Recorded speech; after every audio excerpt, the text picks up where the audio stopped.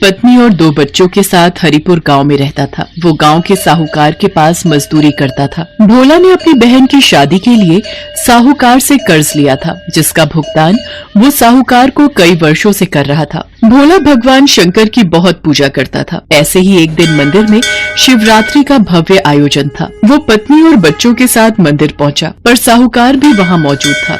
मंदिर में दर्शन करने के लिए पुण्य करने पड़ते हैं। तुझ जैसे कंगाल के पास ऐसा क्या है भगवान शंकर को देने के लिए? बता, कोई दान दक्षिणा या कोई चढ़ावा?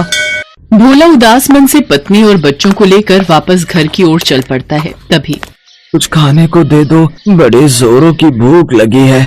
भैया, ये आटे का हलवा है, अगर ये खाओ तो। हाँ, मुझे आटे का हलवा दे दो। भूख में तो प्रसाद और भी स्वादिष्ट लगता है। क्या नाम है तुम्हारा?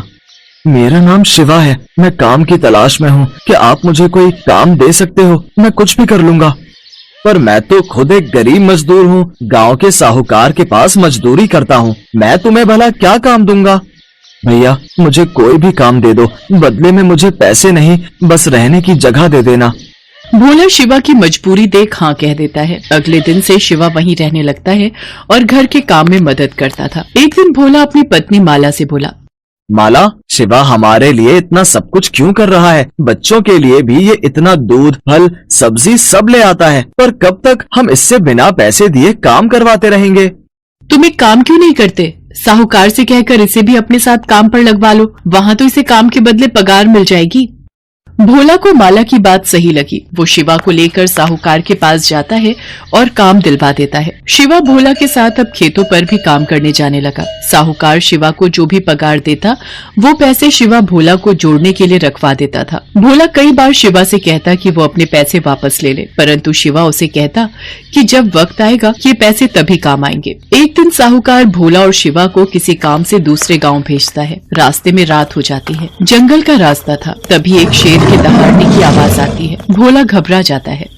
भोला भैया, आप तो भगवान शंकर के परम भक्त हो, तो डर कैसा? और जब भक्त मुसीबत में हो तो भगवान को भी सहायता के लिए आना ही पड़ता है। आप उस पेड़ के ऊपर चढ़कर बैठ जाओ, बाकी सब मैं देख लूंगा। शिवा, मैं तुम्हें अकेला छोड़कर कैसे पेड़ पर चढ़कर बैठ जाऊं? ये भी तो सही बात नहीं है। भोला भैया, आप निश्चिंत रहो, मुझे कुछ नहीं होगा।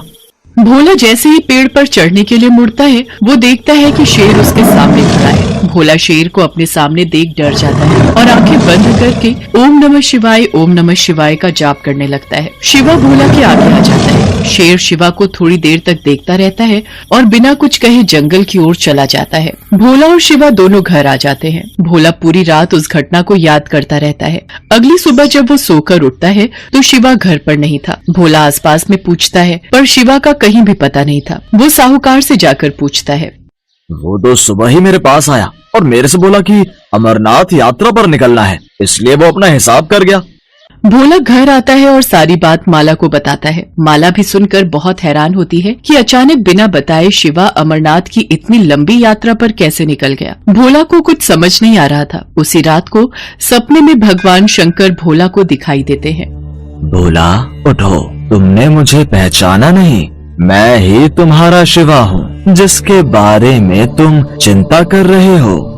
भगवान शंकर, आप ही शिवा हो? मैंने आपको पहचाना नहीं। ये कैसी भूल हो गई महादेव, मुझे माफ कर दीजिए। मैंने आपकी सेवा नहीं की बल्कि आपसे सेवा करवाई। आप मुझे छोड़कर क्यों चले गए प्रभु? हे महादेव, लौट आओ मेरे पास। भोला, अब तुम मेरे पास अमरनाथ यात्रा करके आओगे। मैं अमरनाथ में ही तुम्हें अपने दर्शन दूंगा। इतना कहकर भगवान भोलेनाथ अंतर्ध्यान हो गए। अगले दिन भोला ने सारी बात माला को बताई, पर भोला इसी चिंता में था कि अमरनाथ की यात्रा के लिए उसके पास पैसे कहाँ से आएंगे। तभी माला उससे बोली, सुनो, आपको याद है ना, शिवा हमारे पास पैसे जोड़ता था। इसका मतलब महादेव ने स्वयं हमारी अमरनाथ यात्रा की व्यवस्था कर दी। आपकी जय हो बाबा बर्फानी। जय भोला भंडारी, आपकी जय हो। माला, हमारे शिव शंकर ने हमें अपने धाम बुलाया है, अमरनाथ बुलाया है। भोला उन रुपयों से अपनी अमरनाथ यात्रा पर जाने की तैयारी करता है और साहूकार के पास कुछ दिन की छुट्टी मांगने जाता है। छुट्टी तो तू ले ले, वो तो तेरे पैसे मैं उतने दिन के काट ही लूंगा।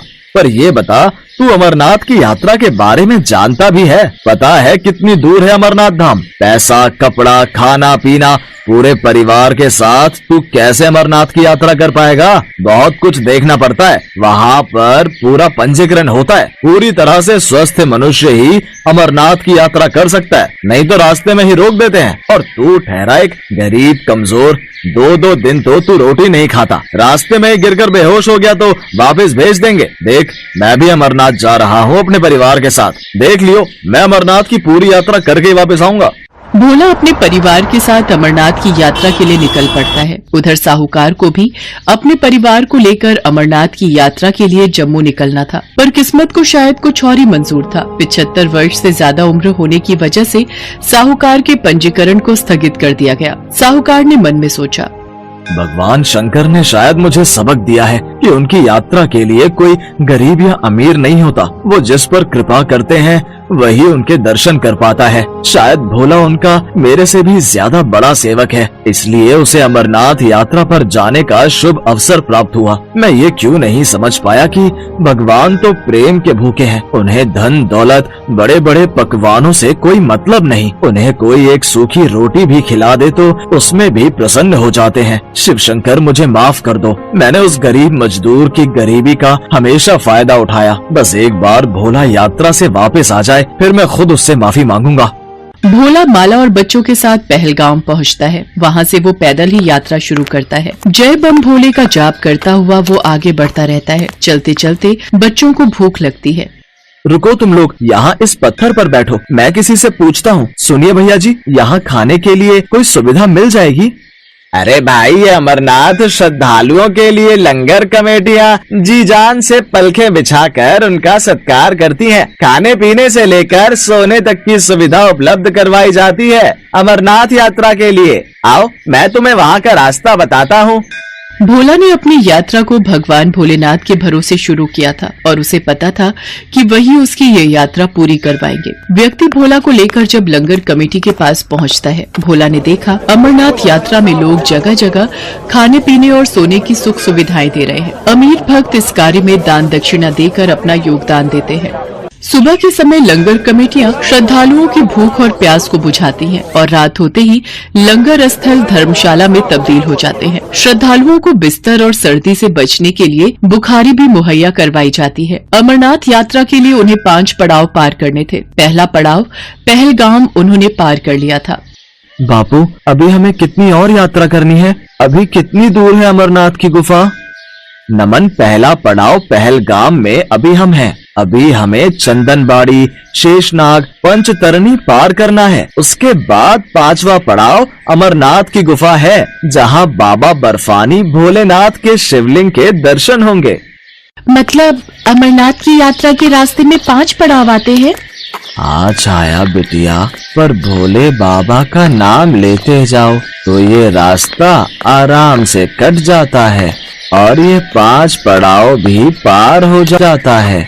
रास्ते भर अलग अलग पड़ावों पर रुकते हुए आखिर भोला और उसका परिवार अमरनाथ की गुफा पर पहुंचता है। पूरा परिवार इतने सुंदर दृश्य को देखकर खुशी से झूम उठता है। तुम्हें पता है माला, अमरनाथ को तीर्थों का तीर्थ कहा जाता है क्योंकि यहीं पर भगवान शिव ने माँ पार्वती को अमरत्व का रहस्य बताया था। बापू, वो देखो कबूतर। तुम्हें पता है छाया, ये कबूतर का जोड़ा बहुत ही किस्मत वालों को दिखाई देता है, जैसे तुमने देखा।